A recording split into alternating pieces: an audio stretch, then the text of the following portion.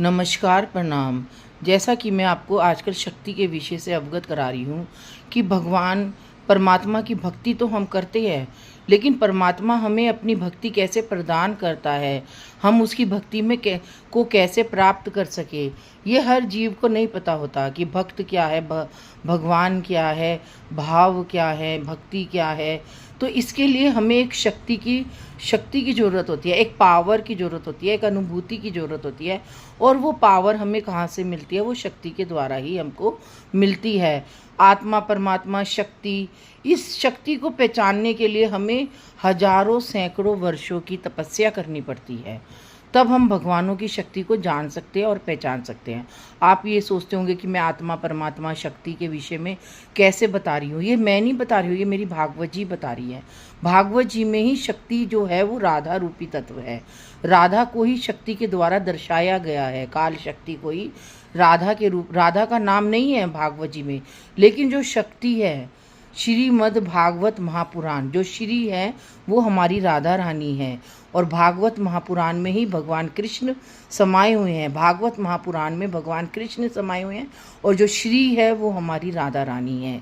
तो राधा रानी ही हमारी हर तरफ हमें शक्ति प्रदान करते, चाहे हम जीव हो, चाहे परमात्मा हो, चाहे भगवान जी हो, चाहे पूरी सृष्टि हो, चाहे पूरी प्रकृति हो। तो एक आप खुद ही सोचो कि जब पतझड़ आते हैं तो पत्ते अपने आप झड़ जाते हैं, जब बारिश होती है तो पत्तों पे अपने आप बहार आ जाती है, चारों तरफ हरियाली ही हरियाली दिखती है।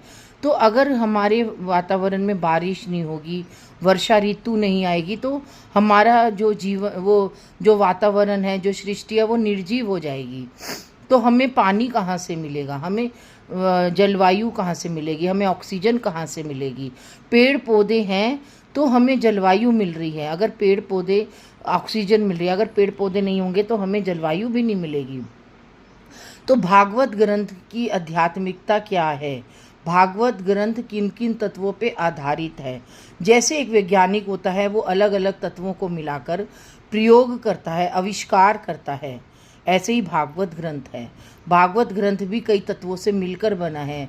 पृथ्वी, जल, वायु, आकाश, अग्नि, इन सब से मिलकर ही भागवत ग्रंथ मिला है। प्रकृति, सृष्टि, अगर हम इन सब चीज़ों को नहीं समझेंगे तब तक हम भागवत ग्रंथ की थाप पे जा ही नहीं पाएंगे। ना परमात्मा को समझ पाएंगे, ना हम शक्ति को समझ पाएंगे। आजकल जितने भी भागवत वक्ता है वो कहते हैं गुरु बनाओ, गुरु के संपर्क में आओ, गुरु, लेकिन वो ये नहीं कहते कि परमात्मा से डायरेक्ट जुड़ो। आज बहुत कम लोग हैं जो कहते हैं कि परमात्मा से डायरेक्ट जुड़ो। पृथ्वी